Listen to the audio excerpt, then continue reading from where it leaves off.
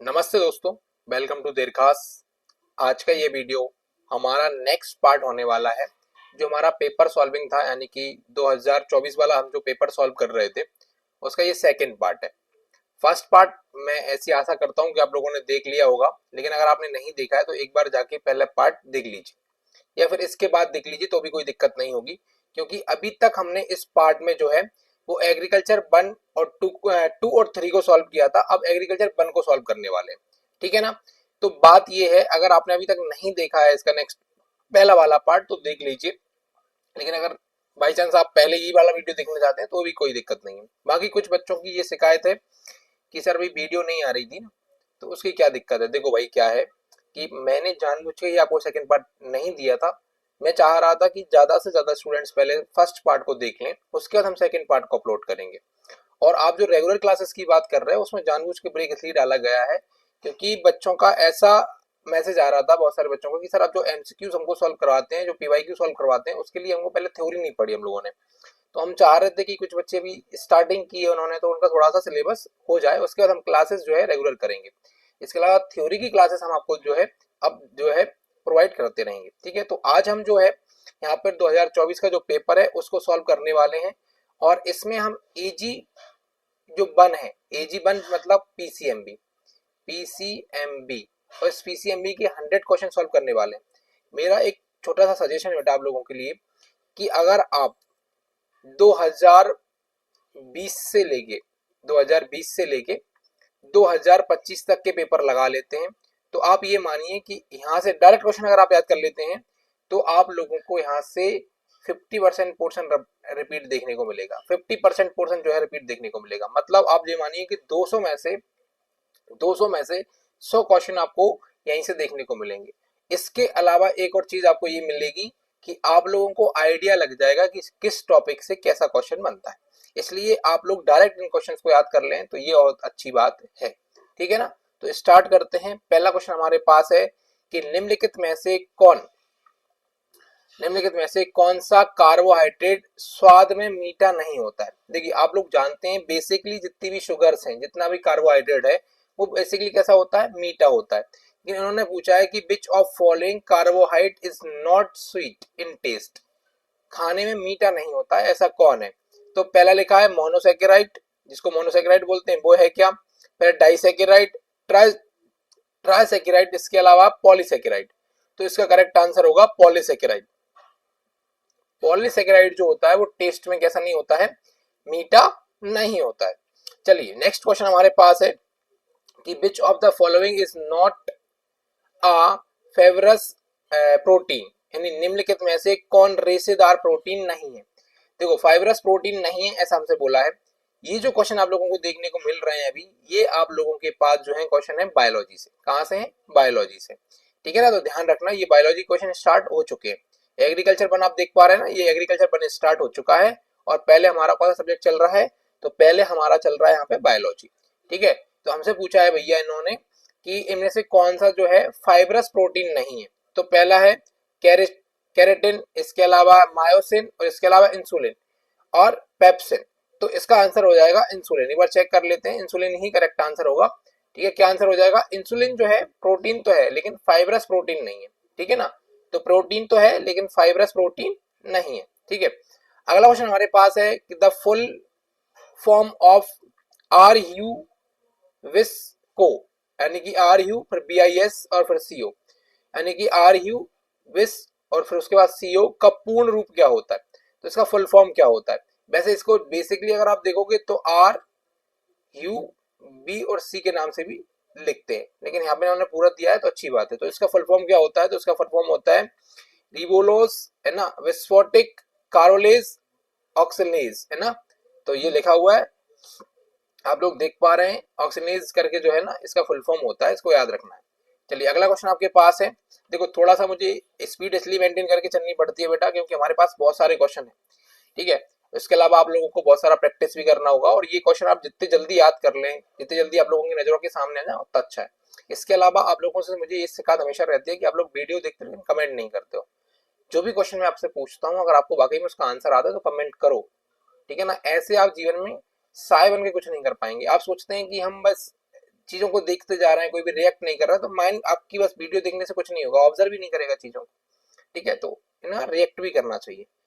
चलिए अब देखते हैं what is the most common cereal, है ना, जो कि fermented things the use in our daily life, हमारे दैनिक जीवन में उपयोग की जाने वाली सबसे आम अनाज किडबनित जो चीज है वो कौन सी है ना, कि वो पूछ रहा है सीरियल फर्मेंटेड यूज, है ना, आवर डेली लाइफ, हमारी लाइफ में डेली यूज में आने वाली ऐसी कौन सी चीज है जो फर्मेंटेड है लेकिन सीरियल से बनी हुई है, अनाज से बनी हुई है।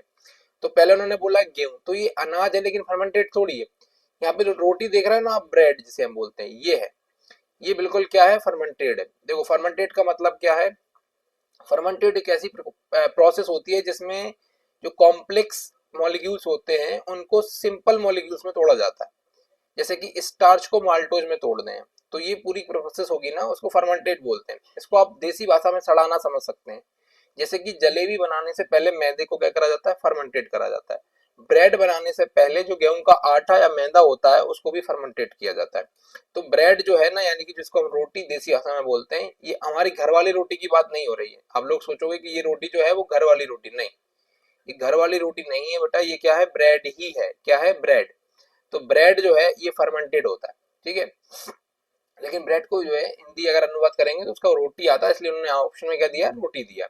अगला क्वेश्चन आप लोगों के पास आता है, क्वेश्चन क्या है, synthetic rubber is made from which acid, synthetic rubber is made from which acid, यानी कि सिंथेटिक रबर किस अम्ल से बनता है। तो इसका करेक्ट आंसर है ए, एसिटिक एसिड। ये तो नॉर्मल क्वेश्चन है, सब बच्चों को पता होगा, एसिटिक एसिड से ही सिंथेटिक क्या होता है, रबर बनाया जाता है।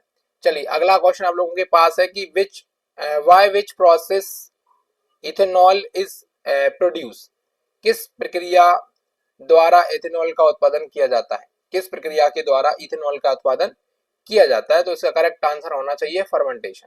क्या होना चाहिए, फर्मेंटेशन। अब मेरी बात ध्यान से सुनना, अगर आप ध्यान से देख पा रहे हो तो यहाँ पे हमने 3 क्वेश्चन अभी तक जो है फर्मेंटेशन टॉपिक से जो है कवर कर चुके हैं। तो यही तो बात है, आप लोगों को इसको करते समय इन बातों को ही तो देखना है कि जैसे 3 क्वेश्चन फर्मेंटेशन से आ गए तो आराम से कॉपी में लिख लिया कि फर्मेंटेशन जो टॉपिक हमारे लिए कितना है, महत्वपूर्ण है, और इसके बिना हमारा काम नहीं चलेगा। तो बायोलॉजी में हमको फर्मेंटेशन अच्छे से पढ़ना पड़ेगा, ये कुल मिला के बात है। इन बातों का ध्यान रखोगे तो कभी भी आपका एग्जाम नहीं बिगड़ेगा, ठीक है। चलिए अगला क्वेश्चन हमारे पास है कि उर्वरक का रासायनिक नाम क्या है, उर्वरक का रासायनिक नाम क्या है जो मिट्टी की बनावट को प्रभावित नहीं करता है, मिट्टी के जो स्ट्रक्चर है उसको डिफेक्ट नहीं करता है। What is the chemical name of fertilizer, chemical fertilizer की बात कर रहे हैं, which does not effect the texture of soil, soil के टेक्सचर को क्या नहीं करता है, इफेक्ट नहीं करता है। सॉइल टेक्सचर से मतलब हमारे यहाँ पे है कि सॉइल के पार्टिकल्स है, सॉइल टेक्सचर से हमारा का मतलब है सॉइल के पार्टिकल से हमारा मतलब है। तो अगर आप देखोगे तो यहाँ पे जितने भी आप लोग देख पा रहे हैं इनमें से जो कारोसाइड जो है, कारोमाइड जो है, ये कारोमाइड एक ऐसा फर्टिलाइजर है जो केमिकल इफेक्ट वाला होते हुए भी मिट्टी के साइज टेक्सचर पे कोई इफेक्ट नहीं डालता है, केमिकल प्रॉपर्टी दिखाता है लेकिन केमिकल के टेक्सचर पे कोई इफेक्ट नहीं डालता है।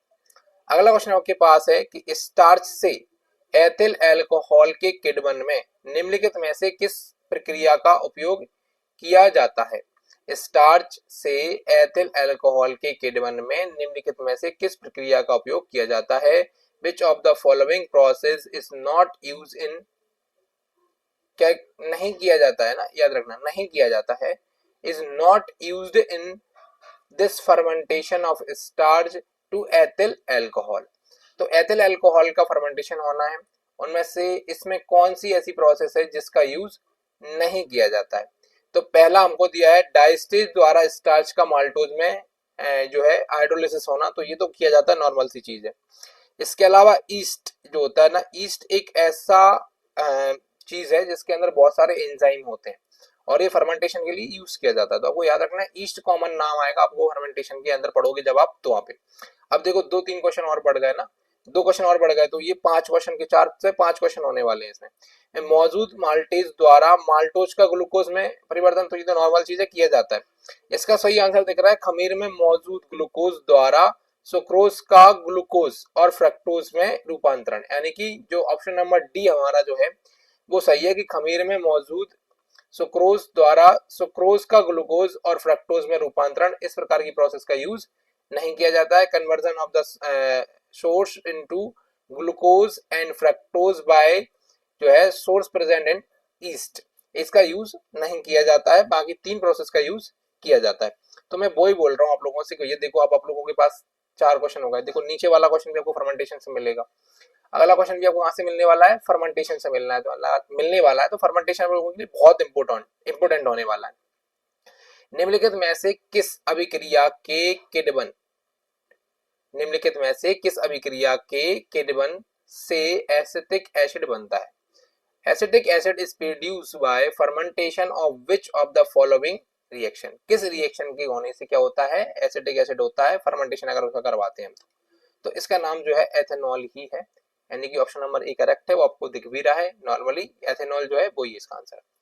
चलिए अगला क्वेश्चन आप लोगों के पास है, वो ये वाला होने वाला है कि निम्नलिखित में से कौन सा कथन वसा और तेल के गलनांक के बारे में सही है? गलनांक मतलब जो आप लोग जानते हैं ना, मेल्टिंग पॉइंट, वही। विच of the following statement is correct about the melting point of fats and oils, fat और ऑयल्स के मेल्टिंग पॉइंट के बारे में करेक्ट है, वो हमसे पूछा है। तो पहला ऑप्शन है तेल और वसा का गलनांक बराबर होता है। दूसरा ऑप्शन है तेल का गलनांक वसा के गलनांक से अधिक होता है, यानी कि द मेल्टिंग, अगला पॉइंट है हमारे पास ऑप्शन नंबर जो है सी है, the melting point of fat is more than of oil, oil से ज्यादा होता है, यानी वसा का गलनांक तेल के गलनांक से अधिक होता है। तो ये वाला सही है। कौन सा वाला सही है? सी वाला जो ऑप्शन है वो करेक्ट है कि the melting point of fat is more than the oil, मतलब कि ऑयल से ज्यादा होता है किसका, फैट का। वसा का गलनांक तेल के गलनांक से ज्यादा होता है। ठीक है, अगला ऑप्शन हमारे पास, अगला क्वेश्चन हमारे पास है कि वसा का एक उदाहरण है, फिल इन द ब्लैंक्स, वसा का एक उदाहरण। अब यहाँ से आपको क्वेश्चन क्या मिल रहे हैं, ऑयल एंड फैट से मिल रहे हैं, ऑयल एंड फैट। तो ये आप लोगों को क्या हो गया भैया, फर्मेंटेशन एक टॉपिक इंपोर्टेंट हो गया। दूसरा टॉपिक कौन सा इंपोर्टेंट हो गया, ऑयल एंड फैट, क्योंकि ऑयल एंड फैट से हमको 2-3 क्वेश्चन लगातार देखने को मिल रहे हैं। ये इंपोर्टेंट टॉपिक है, क्योंकि अगर 2 क्वेश्चन भी देखने को मिल रहा है तो ये बहुत बड़ी बात है। तो इन चीजों को हल्के में नहीं लेना है ना, इनके टॉपिक्स हमेशा आराम से नोट करके जाना है, जिससे आगे आप लोग पढ़ाई में इनको देख सकें कौन सा टॉपिक हमारे लिए इंपोर्टेंट है और कौन सा इंपोर्टेंट नहीं है। ठीक है, तो is an example of fat, इनमें से कौन जो है वसा का उदाहरण है? तो तिल का तेल, मस्टर्ड यानी कि सरसों का तेल है ना, इसके अलावा ग्लिसराइड और इसके अलावा वनस्पतिक घी। वनस्पतिक घी जिसको हम वेजिटेबल घी के नाम से भी जानते हैं, वनस्पतिक घी जैसे हम बोलते हैं, ये क्या है, फैट। बाकी तीनों क्या है, वो ऑयल है। वो क्या है, तीनों ऑयल है। तो यहाँ पे कंफ्यूजन भी क्रिएट नहीं करना है। चलिए अगला क्वेश्चन हमारे पास है कि निम्नलिखित में से किस उत्प्रेरक का उपयोग हाइड्रोजनीकरण प्रक्रिया में किया जाता है? अब हाइड्रोजनी प्रक्रिया जो है ना, ये भी आपके ऑयल और फैट से रिलेटेड है ना। तो विच ऑफ द फॉलोइंग है ना, जो crystals is used in the hydrogenation process, तो कौन का यूज किया जाता है? तो इसमें आपको देख ही रहा है, निकल का यूज करा जाता है। आसान क्वेश्चन है ये, तो निकल का करा जाता है। छोटे छोटे बच्चों को जिन्होंने थोड़ा भी हाइड्रोकार्बन वगैरह, थोड़ा ऑयल फैट वगैरह पढ़ा होगा, तो उनको आराम से पता होगा हाइड्रोजनीकरण जो प्रोसेस होती है उसके अंदर निकल का यूज करा जाता है। ठीक है, अगला क्वेश्चन हमारे पास है कि निम्नलिखित में से या फिर जो है हाइड्रोजनेसिस किसकी कमी की ओर ले जाता है? हाइड्रोजनेसिस किसकी कमी की ओर ले जाता है? हाइड्रोजनेसिस है ना, lead to the reduction of, किसकी कमी की ओर ले जाता है? तो ये ले जाता है आप लोगों का है ना, कीटोन, इसके अलावा एस्टर, एस्टर का अल्कोहल, अल्कोहल की कमी की तरफ। ठीक है, ऑप्शन नंबर सी आ रहा होगा नीचे, देखिए करेक्ट। ठीक है, तो हाइड्रोजन कार्बन एंड हाइड्रोकार्बन या हाइड्रोकार्बन जो टॉपिक है उसको इंपोर्टेंट कर लीजिए, उसको भी लिख लीजिए कि यहाँ से भी क्वेश्चन आने वाला है। ठीक है, अगला क्वेश्चन हमारे पास क्या है? तो वो अगला क्वेश्चन हमारे पास है कि सोफनिफिकेशन फैटी एसिड एस्टर का हाइड्रोलिसिस है। किसका हाइड्रोलिसिस है? तो saponification is the fill in the blanks hydrolysis of fatty acid esters. तो सीधी सी बात है, आपको पता है ये बेसिस एल्कलाइन का है, क्षारीय का है। किसका है? क्षार का है, एल्कलाइन का। अब मेरी बात ध्यान सुनो, अब आप बोलोगे कि सर ये तो साबुन का क्वेश्चन है, साबुन, बेटा ये साबुन का क्वेश्चन है, लेकिन अगर आपने हाइड्रोकार्बन डाल रखा है तो उसी के अंदर कवर हो जाता है साबुन, ठीक है ना, ऑयल फैट एंड साबुन एक ही साथ आ जाता है, तो इसको याद रखिए। तो आप अगर ऑयल फैट साबुन और हाइड्रोकार्बन के तरीके से पढ़ेंगे तो आपको ये सारी चीजें वहीं पे क्या हो जाएंगी, कवर हो जाएंगी, ठीक है। अच्छा क्वेश्चन है, इंपोर्टेंट, ध्यान रखना है इसको। अगला क्वेश्चन हमारे पास है, सोपनिफिकेशन में बसा को फिलिंग द ब्लैंक्स से गर्म किया जाता है, तो the fat is heated with the filling the blanks in saponification. तो सोपनिफिकेशन की जो प्रोसेस होती है उसमें फैट को किससे गर्म किया जाता है, तो इसका ऑप्शन होगा बी, जलीय सोडियम हाइड्रोक्साइड के द्वारा। किसके द्वारा करा जाता है, जलीय सोडियम हाइड्रोक्साइड के द्वारा क्या करा जाता है, गर्म किया जाता है। अगला क्वेश्चन आप लोगों के पास है, थोड़ा सा एडजस्ट करना, यहाँ पे दिख पा रहा है या नहीं दिख पा रहा है आपको चीजें, थोड़ा सा एडजस्ट करके लिख देना है ना, क्योंकि स्क्रीन थोड़ी यहाँ पे हमको बड़ी करनी पड़ेगी। तो राजेश ने 12, अब देखो यहाँ से क्या है, मैथ्स स्टार्ट हो गया आप लोगों का। तो मैथ का क्या है, मैं अभी आप लोगों को सीधे डायरेक्ट करेक्ट आंसर बताते जा रहा हूँ, सॉल्व करवा के इनकी अलग से मैं वीडियो बनाऊंगा, क्योंकि अगर हम इसी वीडियो में इनके क्वेश्चन भी सॉल्व करेंगे ना मैथ के, तो दिक्कत हो जाएगी। मैं आपको टॉपिक बताते जाऊंगा और इनके आंसर बताते जाऊंगा, ठीक है। सॉल्व करने के लिए हम इनको अलग से वीडियो बनाएंगे, उसमें हम पूरा आपको इंपोर्टेंट टॉपिक करवा देंगे। मैथ की टेंशन नहीं लेनी है, आपको 4 से 5 वीडियो के अंदर कंप्लीट मैथ मिल जाएगा, और ऐसा मिलेगा कि क्वेश्चन वहां से बाहर नहीं जाएगा, ठीक है।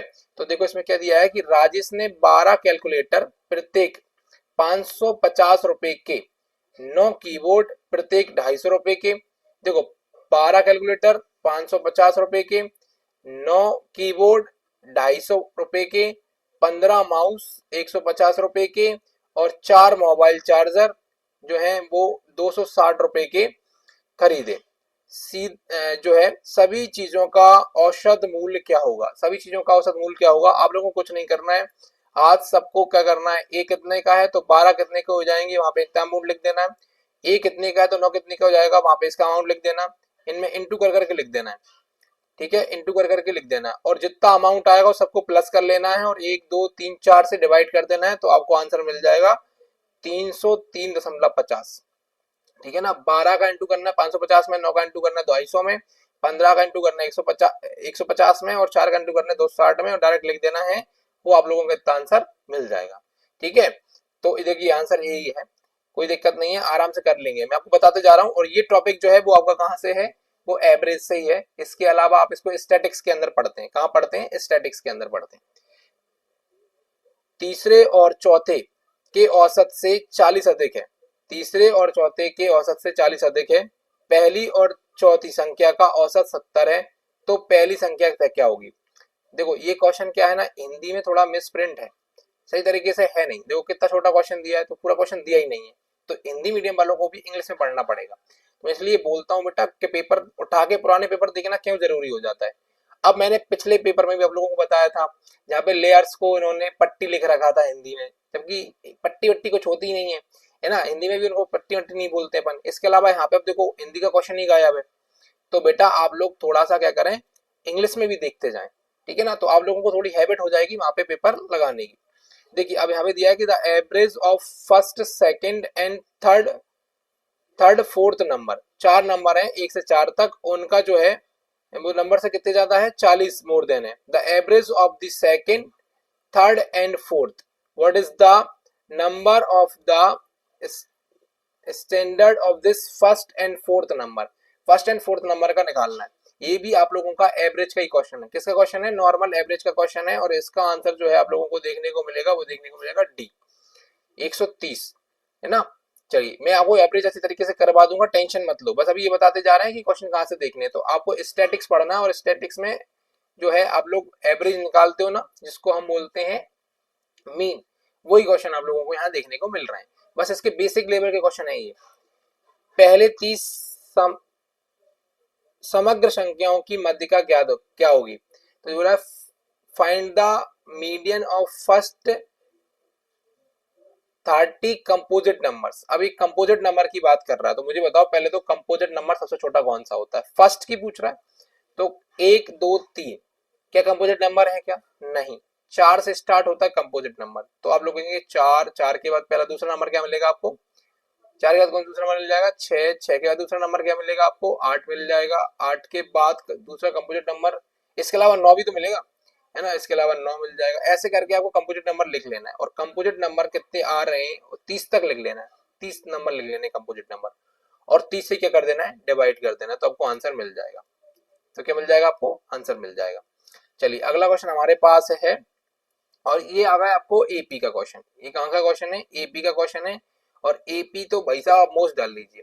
एपी के अभी देखो मैं आपको बताऊंगा कितने सारे क्वेश्चन देखने को मिलेंगे, कि आरोही क्रम में परीक्षण में 7 छात्रों के अंक नीचे दिए गए हैं और 7 की माध्यिका। अब देखो ये क्वेश्चन मिक्स लिया इन्होंने, ये है मीडियन का और एपी का, लेकिन इसमें एपी का कॉन्सेप्ट भी है और मीडियन का कॉन्सेप्ट भी है, मतलब ये स्टैटिक्स के अंदर ही आएगा ये वाला क्वेश्चन। ठीक है, अंकों की माध्यिका 30 है, तो के का मान क्या होगा। देखो क्या बोला है कि आरोही क्रम में एक परीक्षण में 7 छात्रों के अंक नीचे दिए गए हैं, अंकों का माध्यिका कितना है 30 है, तो बेटा एवरेज में है और सीक्वेंस में दिए हुए हैं, और इनका उन्होंने क्या बोला है कि इनका मध्य जो है वो 1 नंबर ये हो गया, दूसरा नंबर हो गया, तीसरा नंबर हो गया, ठीक है, उसके बाद ये वाला चौथा नंबर, ये वाला क्या है चौथा नंबर है, पांचवा है, छठवा, तो 3 इधर छोड़ो, 1 2 3 छोड़ो, 1 2 3 छोड़ो, और k प्लस 5 जो है वो 30 के बराबर है, किसके बराबर 30 के बराबर, उधर चले जाओ तो k का मान कितना आना चाहिए 25, k की वैल्यू कितनी आनी चाहिए 25, देखो सी आंसर करेक्ट है। ऐसे मैं बोल रहा हूँ बहुत आसान है, और मैं आपको ट्रिक के साथ सॉल्व करवा दूंगा पूरा पेपर। प्रॉब्लम ये है कि अभी इस वीडियो में हम अगर मैथ के क्वेश्चन सॉल्व करने बैठेंगे तो हमारा ये वीडियो जाएगा 2.5 घंटे का, ठीक है ना, इसलिए हम सोचते जा रहे हैं कि आपको जितना हिंट होता जाएगा बताते जाएंगे, ठीक है, बाकी टेंशन मत लेना मैथ को लेकर। एक वितरण का बहुलक 24 है और माध्य जो है वो कितना है 60 है, माध्यिका निकालनी है। अब क्या है मीन दिया है और मोड दिया है, पूछा क्या है मीडियन, तो द मोड ऑफ आ है ना distribution is 24 and the mean is 60, find the median, तो इसका मीडियन होगा 48, क्या होगा 48 होगा। ठीक है, देखो क्या है कि अगर आप लोग थोड़ा सबर बना के रखेंगे तो सारी चीजें आपको आने लगेंगी। चलिए अगले क्वेश्चन की तरफ चलते हैं। बहुलक और माध्यिका के बीच का अंतर 25 है, माध्यिका और माध्य के बीच अंतर क्या होगा।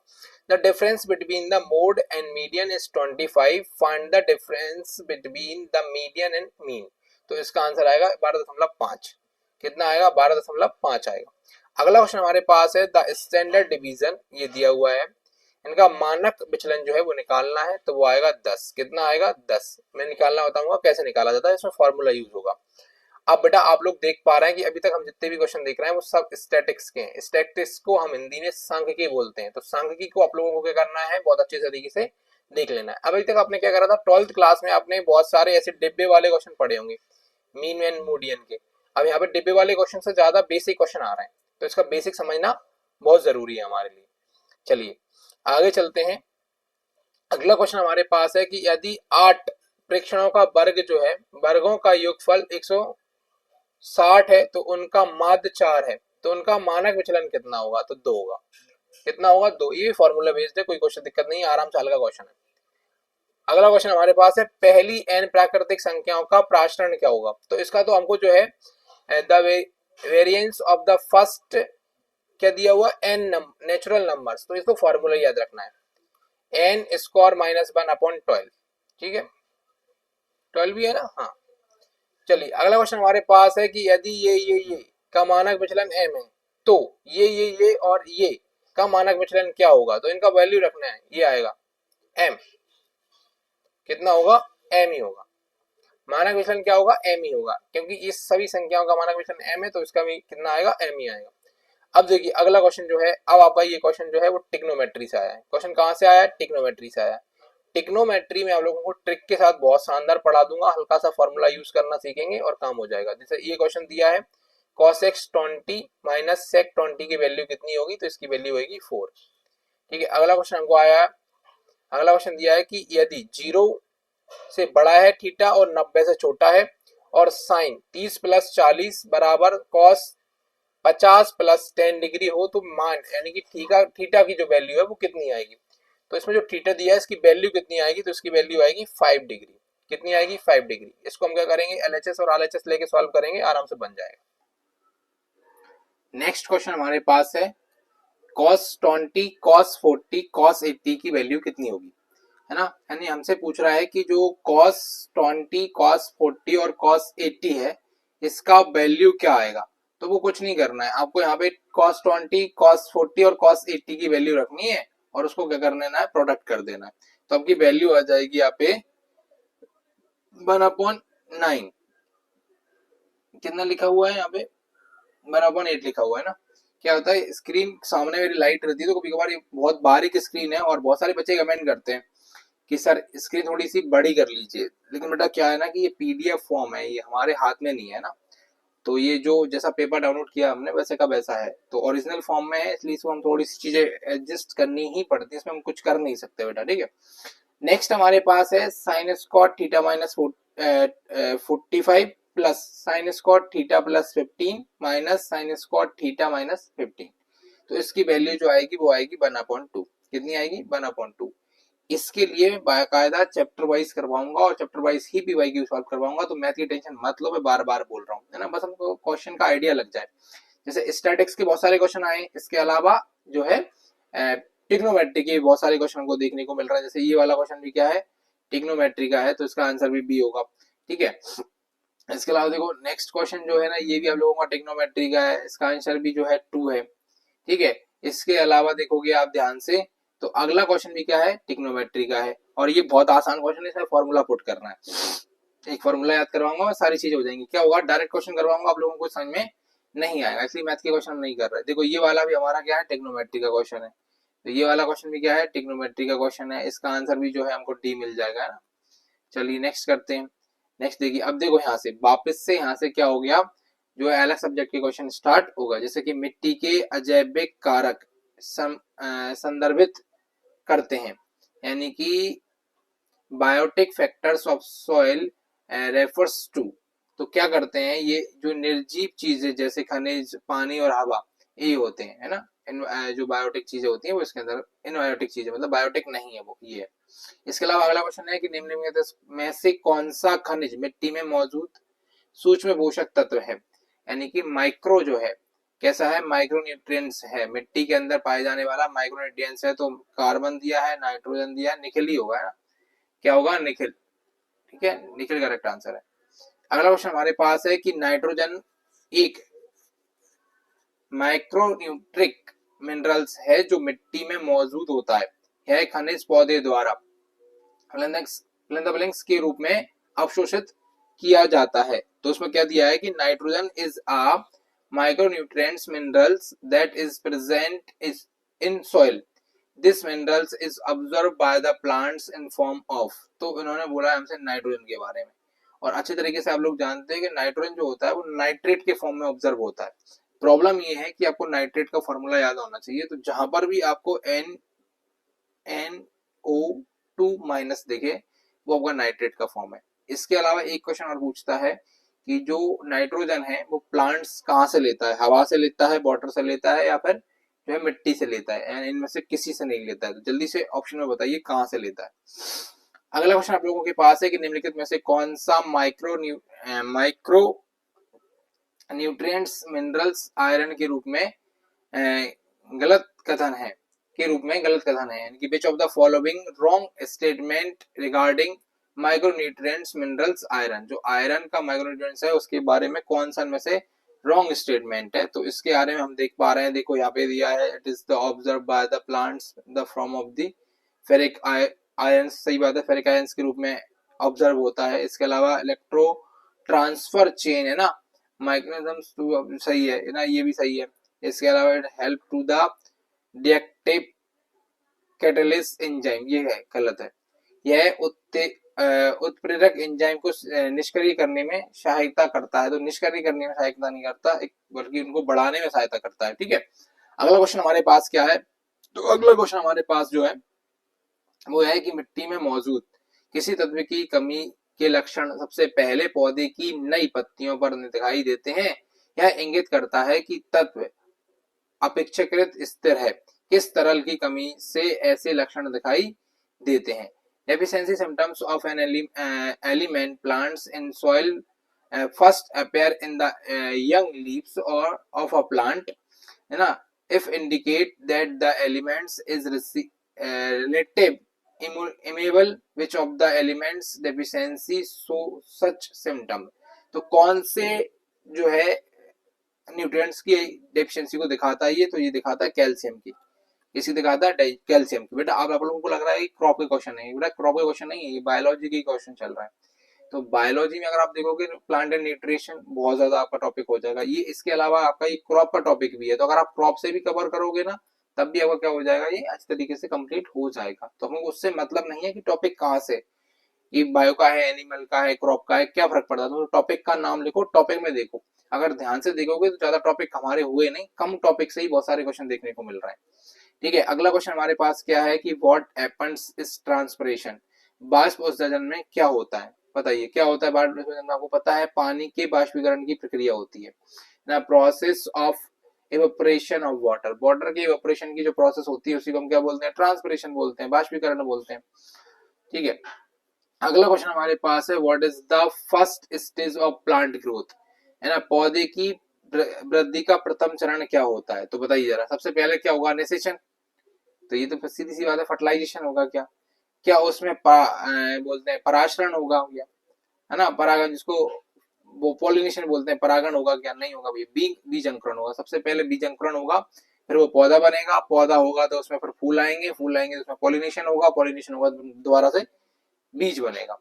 ठीक है, अगला क्वेश्चन हमारे पास है ऑक्सीजन की उपस्थिति में श्वसन क्रियाधाराओं का पूर्ण ऑक्सीकरण कहलाता है, क्या दिया है, complete oxidation of respiration substance in the presence of oxygen is termed as, तो इसको हम बोलते हैं एरोबिक रेस्पिरेशन, क्या बोलते हैं, एरोबिक रेस्पिरेशन, क्योंकि इसमें ऑक्सीजन की प्रेजेंस है, और ऑक्सीजन की एब्सेंस में होगा तो उसको बोलेंगे अनएरोबिक रेस्पिरेशन यानी कि अनऑक्सी श्वसन। चलिए अगला क्वेश्चन आप लोगों के पास है कि ग्लूकोज के टूटने से ऊर्जा मुक्त करने की प्रक्रिया क्या कहलाती है, the process of releasing energy from break down of glucose is called, तो ग्लूकोज के टूटने से जो एनर्जी बनती है इस प्रोसेस को क्या बोलते हैं, क्या उसको क्या बोलते हैं, एसिमिलेशन बोलते हैं, क्या रेस्पिरेशन बोलते हैं, तो बिल्कुल सही बात है, रेस्पिरेशन ही बोलते हैं। अब देखो अब ये क्या चल रहा है हमारा, ये श्वसन यानी कि रेस्पिरेशन चल रहा है, तो रेस्पिरेशन इंपोर्टेंट पॉइंट डाल लो आप लोग कि रेस्पिरेशन से बहुत क्वेश्चन आता है। ठीक है, अगला क्वेश्चन आपको देखो फोटोसिंथेसिस से आ गया कि प्रकाश संश्लेषण का कौन सा भाग ऑक्सीकरण उत्पन्न करता है। अब देखो ये बहुत अजीब सा क्वेश्चन है, देखो क्या दिया है, what part of the photosynthesis produce oxygen. अब आप लोग यहीं पे घबरा के मर जाओगे कि फोटोसिंथेसिस का कौन सा भाग, तो भैया प्लांट का फोटोसिंथेसिस के दौरान कौन सा पार्ट, तो क्लोरोफिल, या इसको हम क्लोरोप्लास्ट भी बोलते हैं, तो क्लोरोप्लास्ट से आंसर आ जाएगा। क्वेश्चन थोड़ा बहुत ऊपर नीचे आ सकता है क्योंकि ये व्यापम से गड़बड़ हो जाती है, थोड़ा सा अंडरस्टैंड करना है, ऑप्शन को देखना है, फिर आंसर देना है। ठीक है, अगला क्वेश्चन दिया है प्रकाश संश्लेषण कहाँ होता है, तो सबको पता है पौधे के हरे भाग में होता है, इसमें क्या दिमाग लगाना है। अगला क्वेश्चन हमको दिया है कि how many types of transpiration are there, तो देखो क्यूटिकल है ना, इसके अलावा जो होता है स्टोमेटिकल होती है, इसके अलावा लेंटिकुलर, तो तीन प्रकार की इसमें होती है, तीन प्रकार का आंसर देकर आंसर बढ़ो। ठीक है, अगला क्वेश्चन हमको दिया है कि बाह्य वृद्धि कारक क्या है, what are the external growth factor, external growth factor होते हैं फोटोसिंथेसिस में, देखो आप देखोगे तो लाइट दिखेगी, टेम्परेचर दिखेगा, वाटर दिखेगा, पोषक तत्व दिखेंगे।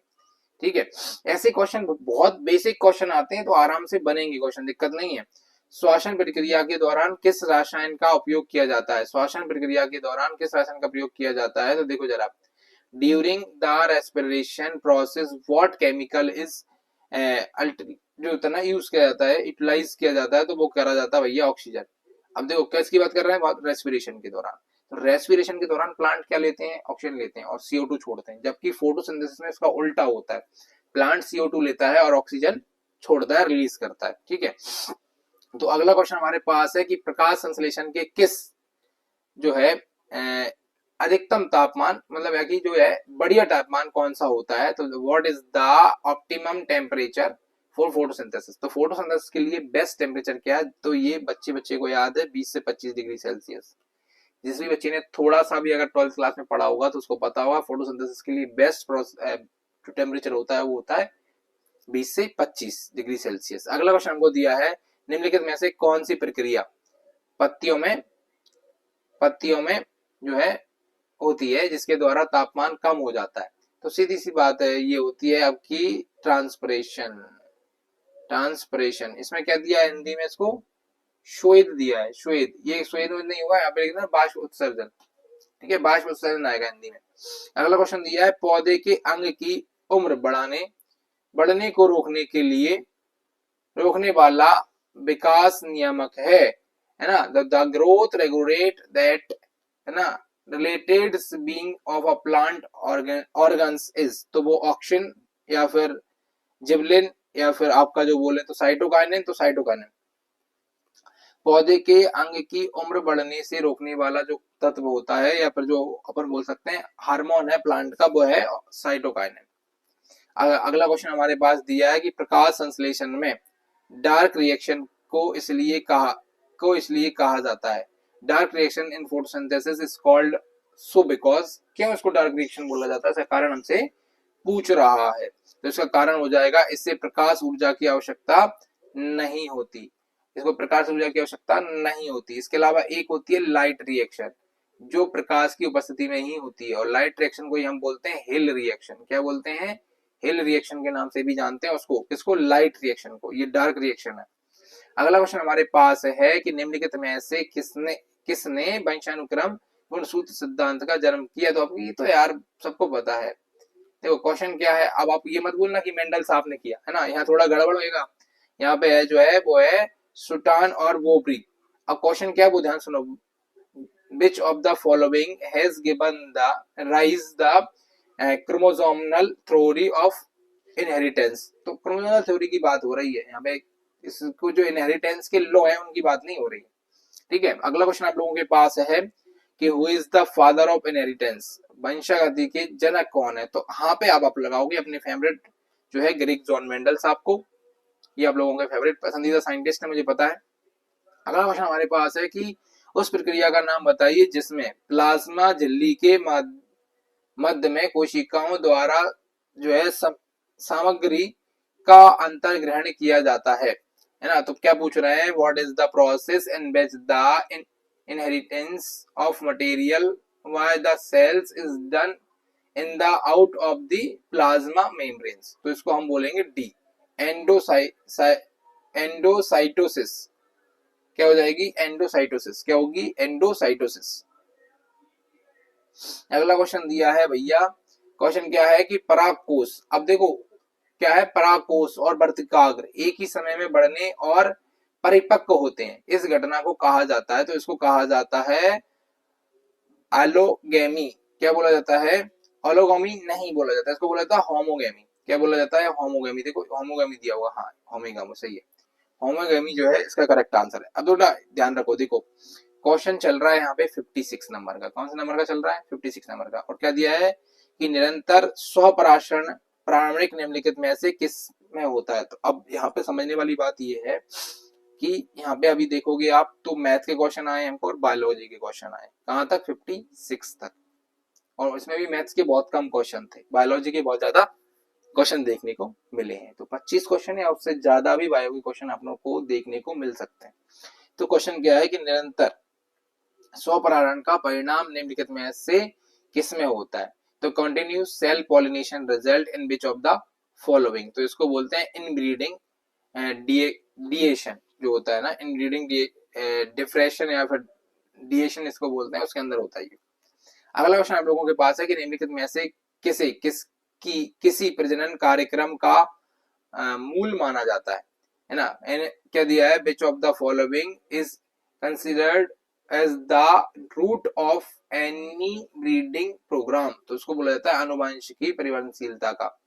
अगला क्वेश्चन जो है हमारे पास वो है कि पादप प्रजनन कार्यक्रमों में, है ना, क्या फिर अगला जर्म प्लाज्मा के मूल्यांकन का मुख्य उद्देश्य निम्नलिखित में से कौन सा है?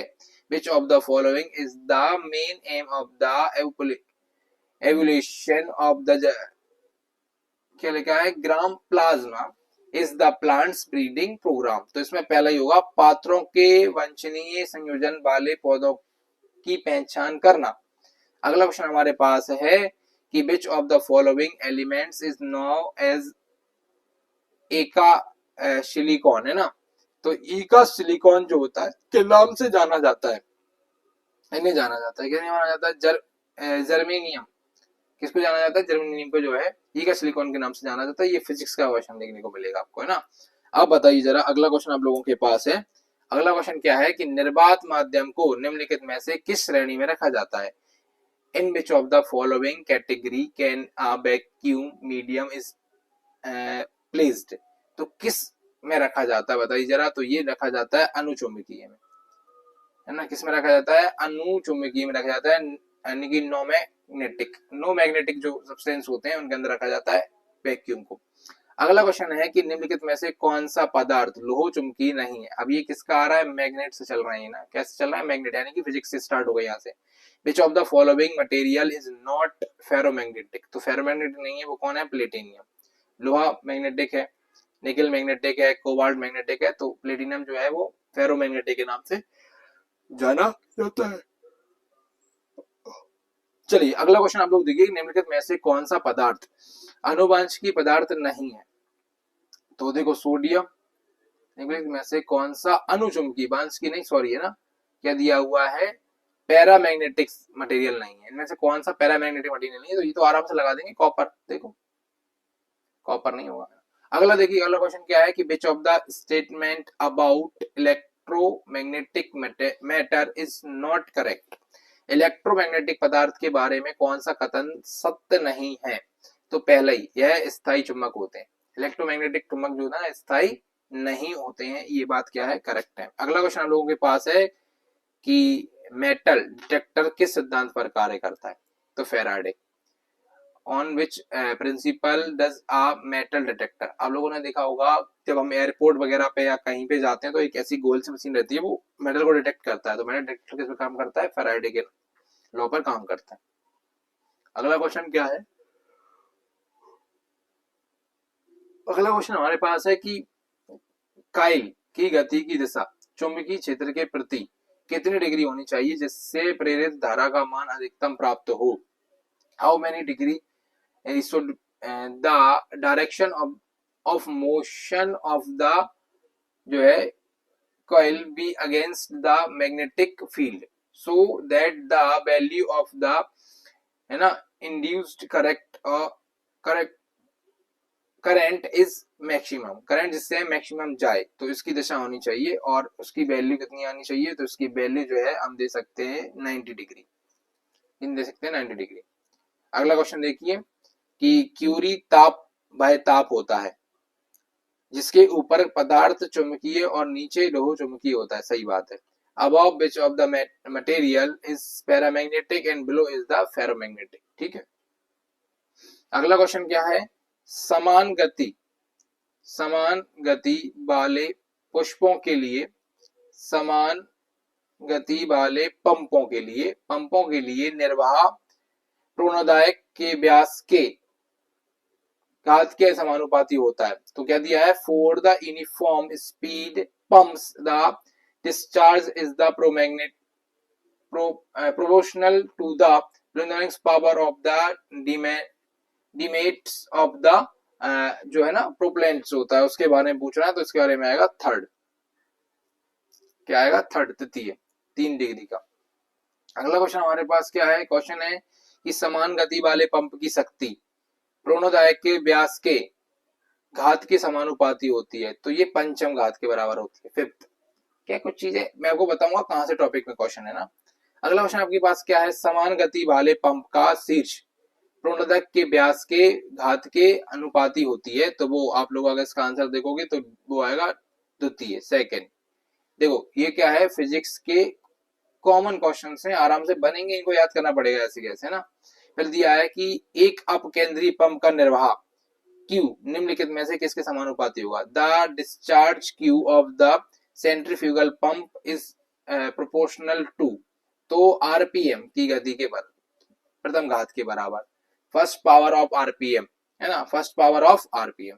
अगला क्वेश्चन वो दिया है कि जब जल चौड़े पाइप से सकरे पाइप में प्रवेश करता है तो जल के दाब में क्या परिवर्तन होता है।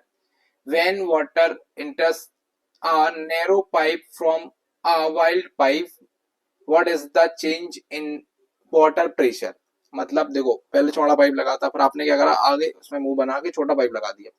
तो सकरे वाले पाइप में जाएगा तो क्या चेंज आएगा, तो बढ़ेगा, क्या होगा, इंक्रीज हो जाएगा, उसका प्रेशर क्या होगा, बढ़ेगा, सीधी सी बात हमको भी दिख रही है, तो प्रेशर क्या होगा, बढ़ेगा।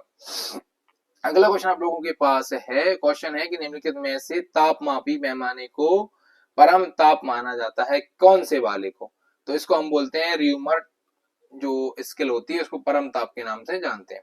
अगला क्वेश्चन है कौन सा तापमापी जो होता है सीबेक के सिद्धांत पर कार्य करता है, सीबेक के सिद्धांत पर, which thermometer work on Seebeck principle, तो सीबेक के प्रिंसिपल पर काम करने वाले का नाम होता है तापयु या तापमापी, थर्मो कैप्सूल या थर्मोमीटर, ठीक है ना, ये काम करता है। अगला क्वेश्चन हमारे पास है कि अच्छे अवशोषक ही ऊर्जा के अच्छे उत्सर्जक होते हैं, यह सिद्धांत किसने दिया, ये मानिए वेरी मोस्ट क्वेश्चन है, ये आप लोगों को हीट से हमेशा क्वेश्चन देखने को मिल सकता है कि who give the theory good absorber are good imitators of energy, तो ये कौन है, तो ये किरचॉफ, फेमस है किरचॉफ का नियम कि जो ऊर्जा के अच्छे अवशोषक होते हैं वही ऊर्जा के अच्छे उत्सर्जक होते हैं, ठीक है। चलिए, जैसे कि ब्लैक शूज का एग्जांपल यहाँ पे बहुत पूछा जाता है हमसे कि निम्नलिखित में से कौन सा कथन सही नहीं है, तो डायरेक्ट हम आंसर देखते हैं, इसका सी आएगा, जल में नमक मिलाने पर क्वथनांक घट जाता है, ये गलत आंसर है। चलिए, अगला क्वेश्चन हमारे पास है, जब किसी वस्तु का ताप बढ़ाया जाता है तो वस्तु से उत्सर्जित ऊर्जा के अधिकांश मान के बाद और अधिक ताप बढ़ाने पर तरंग दैर्घ्य का मान घटता है, यह किसका नियम है, तो ये नियम आप लोगों का जो है वो वेन्स डिस्प्लेसमेंट लॉ के नाम से जाना जाता है, क्या नाम जाता है, वेन्स डिस्प्लेसमेंट लॉ।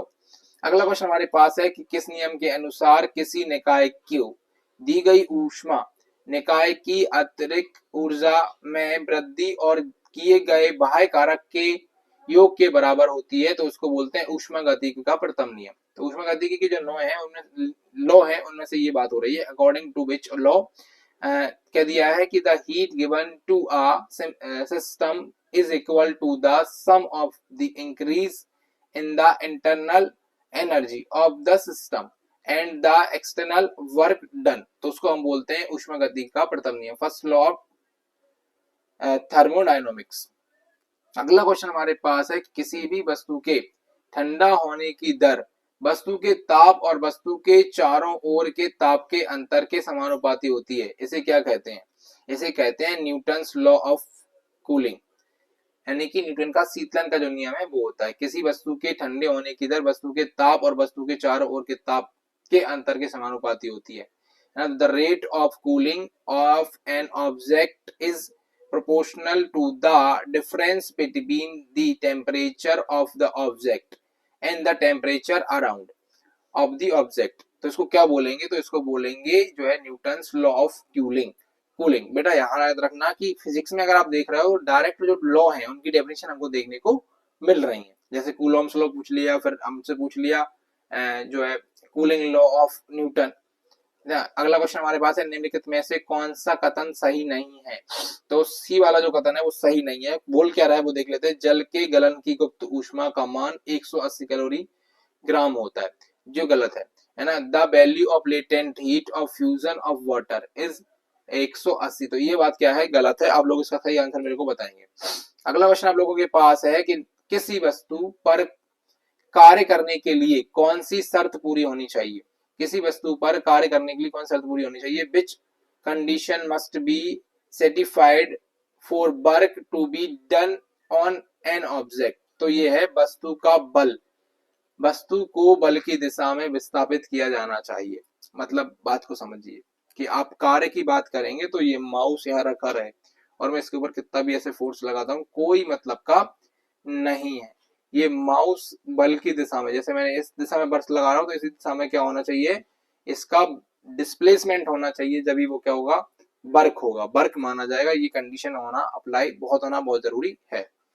चलिए आगे चलते हैं, अगला क्वेश्चन हमारे पास है 81वां कि किस मटेरियल में आमतौर पर जो है यंग मापांक का मान अधिक होता है, which material typical has a larger value of young medieval जो होते हैं ना उसमें, तो इसमें आएगा धातुओं में, जो मेटल्स होती हैं उनके अंदर ऐसा देखने को मिलता है।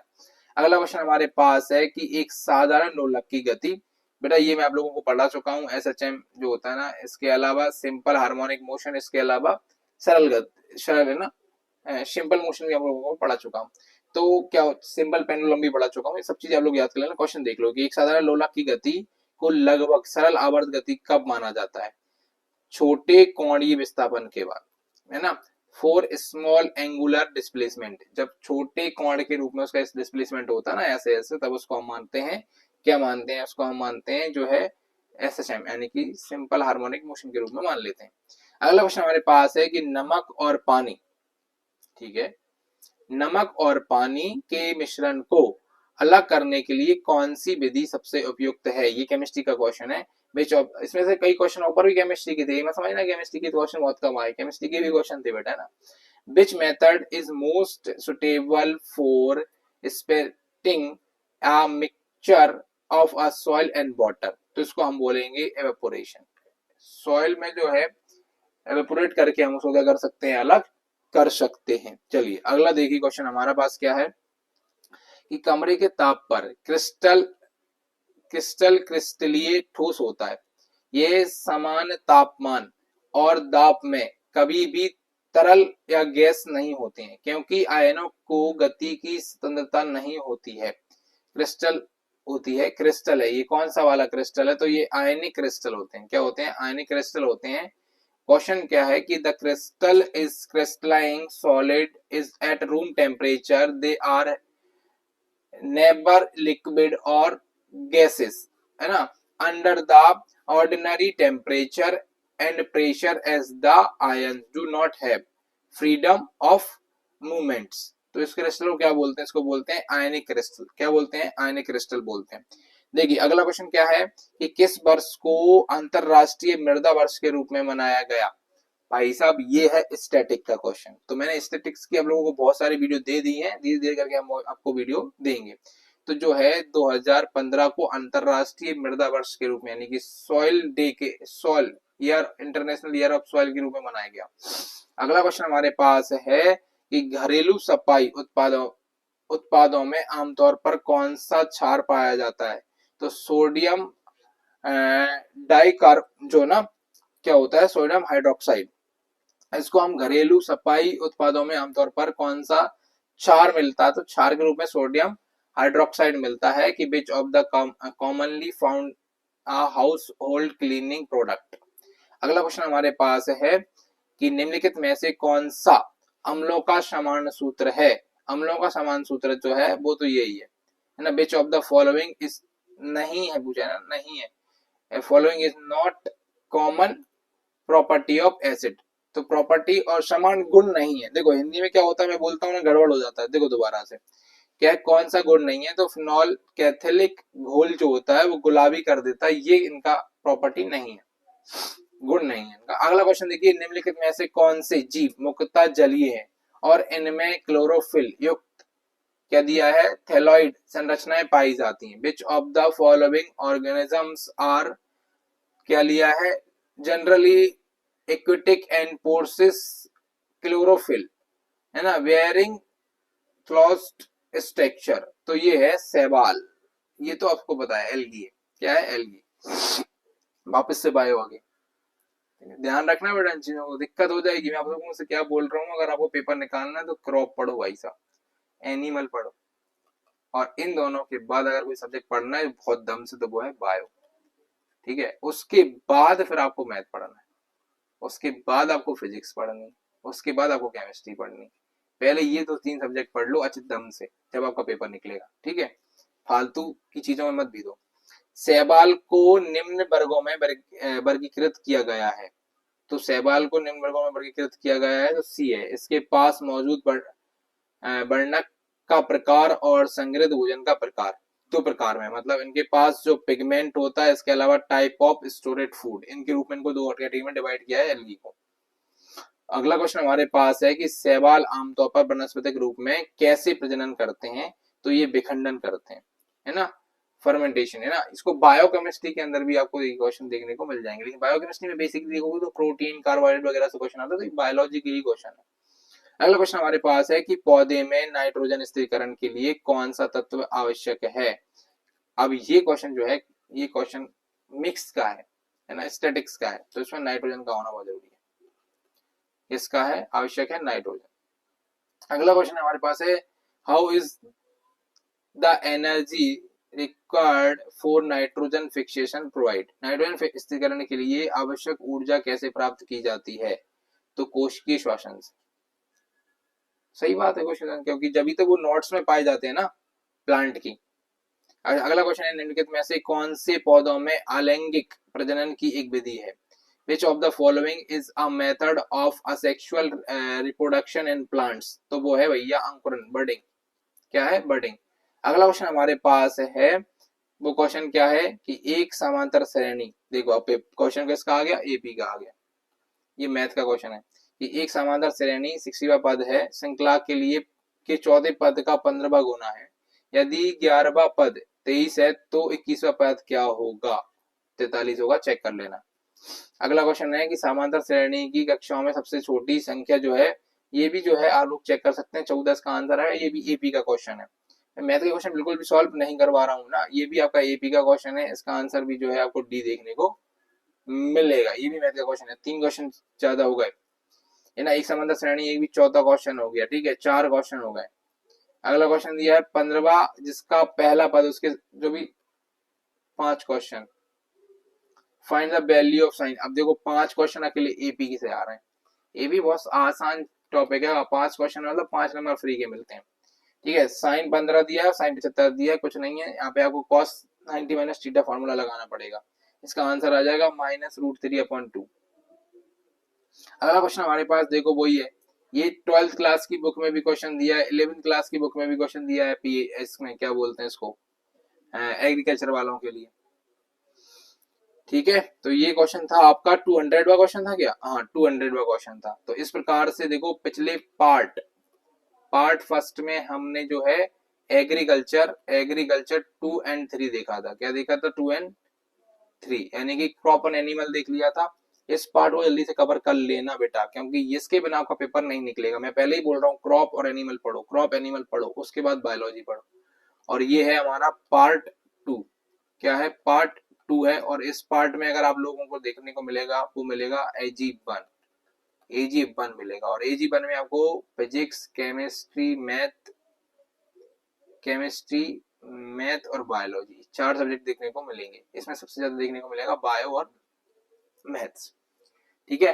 तो मैं आप लोगों से यही बोल रहा हूँ बेटा, जितना हो सकता है उतना पढ़ो और ये दोनों को वीडियो कवर कर लो। इसके अलावा हम आपको बाकी के पेपर भी सॉल्व करवाएंगे, बहुत इंपॉर्टेंट है जो, इसलिए पीवाई के क्वेश्चन, एमसीक्यूज क्वेश्चन, इसके अलावा थ्योरी चैप्टर आप लोगों को दिए जाएंगे। थ्योरी चैप्टर में अभी ये कर रहा हूँ, सीक्वेंस में नहीं दे रहा हूँ, एक एक करके वीडियो देते जा रहा हूँ, आप पढ़ते जाइएगा, ठीक है। मिलते हैं नेक्स्ट वीडियो में, जब तक अच्छे से पढ़िए, खुश रहिए और मस्त रहिए।